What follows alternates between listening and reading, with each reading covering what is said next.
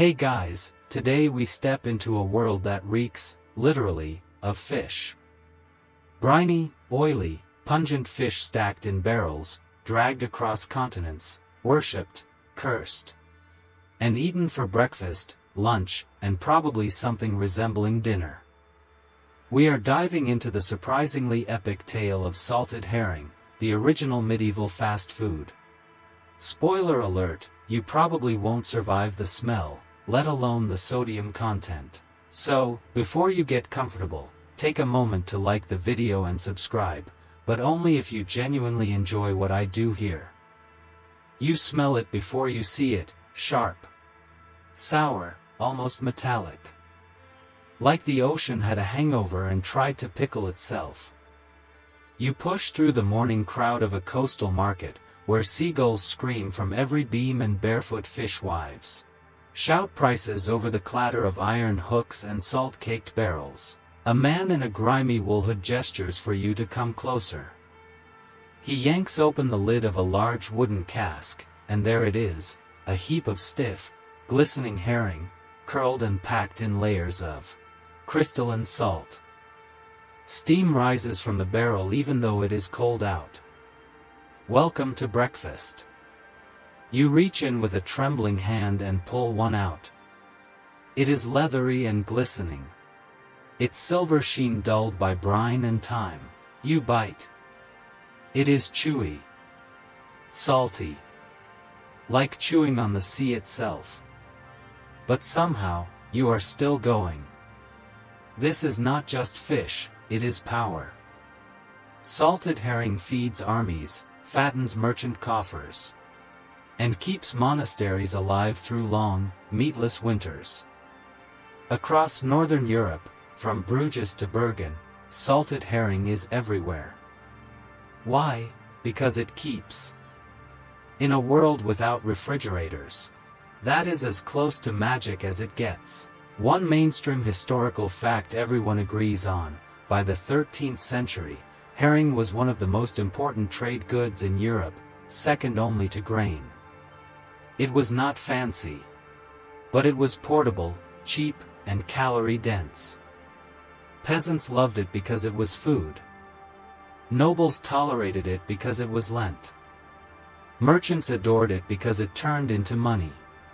You notice a boy scraping salt from the barrel's rim into a pouch. His mother will use it to cure root vegetables. Nothing goes to waste. The air around the fish stalls is thick with pickling vinegar, wood smoke, and maybe the faintest whiff of regret. A nearby vendor sells red herring, fish that has been smoked after salting, giving it a ruddy tint. He claims it sharpens the mind. Fringe idea, maybe. But monks in scriptoria often kept a few nearby, believing the strong scent warded off sluggishness. Historians still argue whether that was practical or just the medieval version of an energy drink. And yet, there is something almost reverent about how people treat the fish. Each one is cleaned, packed, stacked, and sealed with wax or cloth like a relic. In a way, it is. It is not just food, it is a passport. This herring might end up on a wagon to Paris, or a ship bound for Lubeck. Or maybe it will just stay here, feeding families until spring returns. Either way, you are chewing fast now. Not because it is delicious, but because you are starting to understand how one slippery little fish could swim its way into the heart of an entire continent. You hitch a ride on a cart headed north, barrels creaking as they jostle over uneven roads, the scent of salt and fish trailing behind like a wet ghost. The driver tells you these came in from the Low Countries, Dutch herring, the best kind. He taps a barrel like it is a treasure chest. North Sea gold, he grins, missing 3 teeth. You are not sure if he means the herring or the salt. This is not just trade. It is a gold rush, only instead of nuggets, it is slimy silver fish. By the 14th century, the herring boom is in full swing. Entire coastal towns spring up just to process the catch. In Scandinavia, the fish are so plentiful during spawning season that nets fill within minutes. You hear tales of sailors scooping them out of the sea with buckets. One monk claimed the water turned silver for days. Historians still argue whether that was poetic license or genuine marine miracle. What is not debated is how herring built fortunes. The Hanseatic League, an economic alliance of merchant cities, basically runs on the stuff. Lübeck, Bremen, Rostock. They all climb the social ladder on a pile of salted fish. Contracts are inked, taxes levied, wars paused, because of herring. This is not your average peasant's lunch anymore. It is economic infrastructure. You help unload at a busy port, where rows of fishwives sit gutting herring with practiced speed, their fingers moving in a blur of fish scales and gossip. The smell is eye-watering. One woman offers you a gutting knife. You decline. She shrugs and goes back to work, her lap already gleaming. A barrel is cracked open for inspection.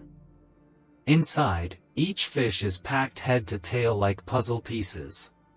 They glisten, tightly layered with salt. Quality control is not just tradition, it is policy. The Dutch, especially, take pride in their gibbing process. The gills and part of the guts are removed, but the liver and pancreas are left in, releasing enzymes that preserve the fish during curing. It is a brilliant technique, and it is what makes Dutch herring so sought after. A fringe theory suggests the method may have been borrowed, or stolen, from Baltic traders, though records are murky and nobody's eager to confess culinary espionage. By late afternoon, the harbor is a frenzy of deals. Coins clink, quills scratch on parchment, and crates vanish onto ships headed for England, France, or the Rhineland. You spot a local priest picking through the barrels. He is stocking up for Lent, but you can tell. He is also looking for the good stuff. And this is not just coastal business. Inland towns rely on these shipments to survive. Fish is one of the few foods that travels well, and salted herring is practically medieval MRG, cheap, portable, long-lasting, and vaguely edible. Caravans haul it overland. Rivers carry it upstream. One fish caught in Zealand might end up in a Parisian cellar, or on a noble's plate in Vienna. You realize you are looking at a world not built of stone or steel, but of barrels. Not gold bars, but fish packed tight in salt, stamped, sealed, and sent out into the hungry mouths of Europe. You are sitting at a rough wooden table, chewing slowly as a bell tolls in the distance. It is Lent, and meat is off the menu. Again. You glance at your plate, 3 shriveled herring, a chunk of stale bread, and a jug of weak ale. It is not glamorous, but it is legal. Technically. In the medieval calendar, fasting was not a seasonal suggestion. It was a spiritual obligation. Nearly half the year was spent avoiding meat. Enter the salted herring, the savior of the pious and the loophole of the hungry. Because fish was not meat, and herring, especially salted, could be stored, shipped, and pulled out when needed. No butchering. No sin. Just chew and repent. Monasteries stockpile barrels like dragon hordes. Nobles fast publicly and feast privately. Peasants, they eat what they can get, which usually means fish. And not the fresh, flaky kind you might dream of. No, we are talking fish that has been salted, brined, dried, maybe smoked, and definitely suspicious. You glance across the table. A monk dips his bread into oil and mumbles a prayer over a slab of herring. He looks content. You try the same, but your fish tastes like brine-soaked leather. There are records of monasteries developing entire recipe scrolls dedicated to Lenten fish dishes, stews, pastes, even fake meats made from herring mashed into shapes. One account describes a fish sausage made by monks that apparently fooled no one. Historians still argue whether these Lenten dishes were genuine acts of piety or creative cheats. Some scholars point out that noble households employed chefs who specialized in Lenten cuisine, which sounds impressive until you realize it often involved gilded eels and sugar-glazed fish pies. You know, humble stuff. You wander through a cathedral kitchen and watch a cook douse herring in vinegar, wrap it in cabbage leaves, and bake it beside a honey-soaked onion tart. He calls it penitent pie. You are pretty sure someone's missing the point. But then again, who is not? Fishmongers, of course, are thriving. Fasting means profit. Even inland, barrels arrive in time for holy seasons. You hear stories of towns with Fish Fridays where local markets overflow with herring, eel, trout, and dried sardines. In some places, salted herring becomes currency during Lent, bartered for candles, cloth, even firewood. And let us not forget the clergy. One bishop allegedly requested a wagon load of red herring just before Ash Wednesday. Was it for the poor, for feasting? No one knows. But the order was signed in gold ink. There is a fringe tradition in some coastal towns. Children are sent to bless the barrel before Lent begins. They touch the wood, say a rhyme, and get a pickled fish for their trouble. It is half superstition, half bribery. As the bell tolls again, you realize herring is not just food. It is compliance. It is tradition. It is the thread connecting your belly to your soul, at least until Easter.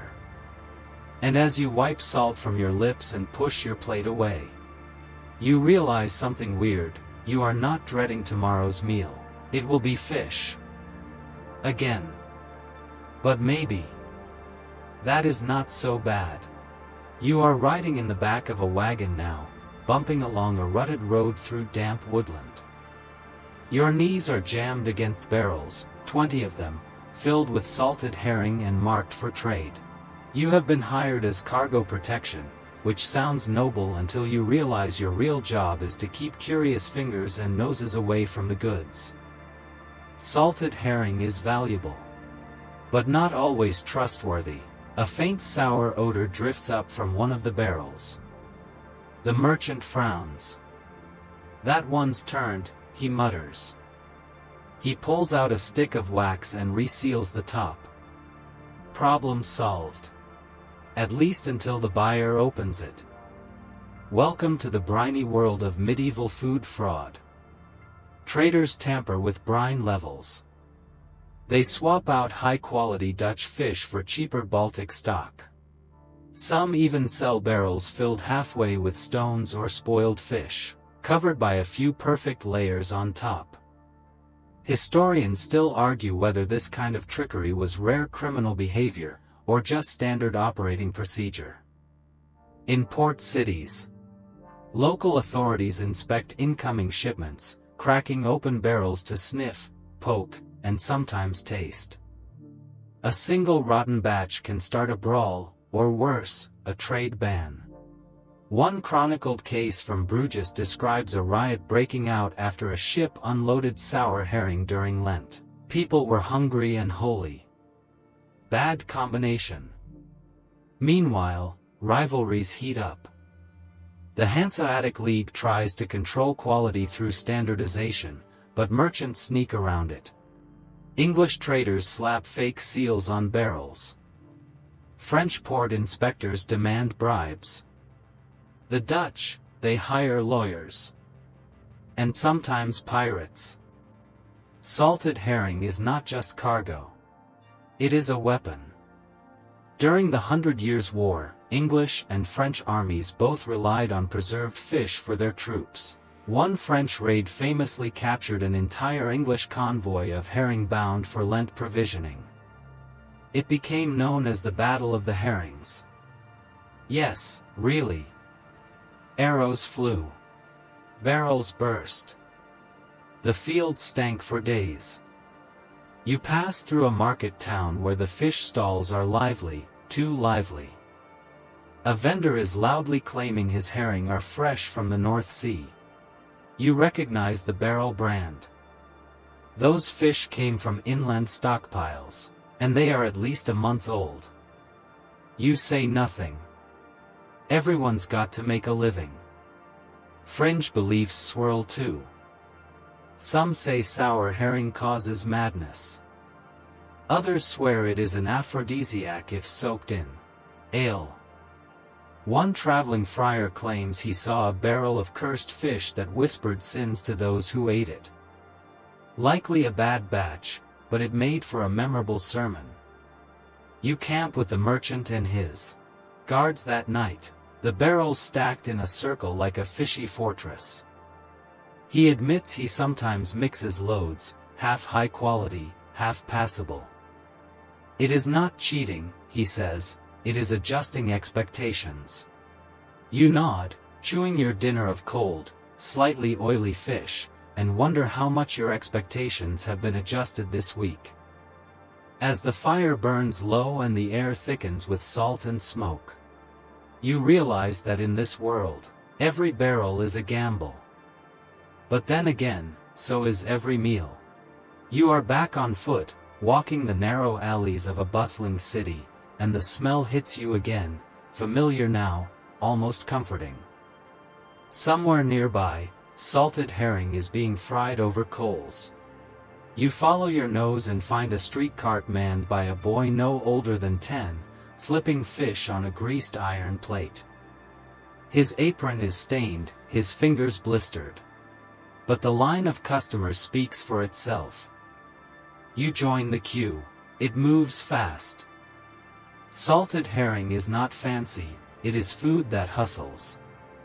Wrapped in cabbage leaf or smeared on coarse black bread, it is eaten standing, walking, bargaining. You watch a mason eat 2 in 3 bites before shouting over a brick order. Fast food, medieval style. And yet, it is not just for the poor. You cut through the cathedral quarter and spot a waxed linen bundle being handed to a cloaked servant. He carries it into the bishop's hall. Curious, you follow, casually, of course. In the stone cellar beneath the church, rows of barrels line the walls, carefully marked and stacked beside wine and spices. Salted herring, resting like relics. Turns out, herring has climbed. Once the grub of dockworkers, it is now stored in noble kitchens and gifted between city officials. A shipment of high-quality Dutch herring, salted and packed with precision, is worth more than most people's rent. Some merchants even wrap select specimens in herbs and parchment, presenting them in waxed boxes as diplomatic tokens. Fringe reports claim a Swedish duke once sent an entire cask as a wedding gift, alongside silver and a fur cloak. Historians still argue whether herring truly became elite cuisine or merely elite logistics. Was it status food or survival disguised in linen? Probably both. Nobles could afford fresh fish, after all. But salted herring was reliable, movable, and, when handled right, just as good with wine. You pass through a market square just as a barrel is being tapped. The crowd cheers. It is the first catch of the season, and the city celebrates with music, toasts, and yes, free fish. Kids race each other with salted tails tied to sticks. Priests bless the barrels. Bakers offer herring pies with a crust so thick you could use it as a shield. You duck into a tavern where a poet is reciting verses about love, death, and dinner. He compares his lover's breath to the sharp sweetness of brined fish. The crowd laughs, drinks, nods. They get it. Herring is not glamorous, but it is honest. It shows up. fills your belly, and leaves you just thirsty enough to buy another ale. As twilight falls, you walk the streets again. Behind doors and curtains, families eat in silence or sing together. Barrels creak open. Knives scrape salt from skin. Somewhere, a merchant dreams of his next shipment. Somewhere else, a servant lays out waxed bundles beside a lord's traveling satchel. And you sit on a step with your last herring. Still warm from the cart, juice running down your thumb. The same fish that built ports, crossed borders, tricked monks, and started riots, now yours, plain and simple. The street quiets. Lamps flicker in upper windows. The last herring bones lie beside your boot, glinting faintly in the lantern light. The salt lingers on your lips. The smoke in your cloak. This was not a tale of kings or castles, but it was real, and human, and enduring. Because sometimes, the soul of an age is not found in crowns or cathedrals, but in a salted fish, packed in brine, and eaten with bare hands beneath a stone sky.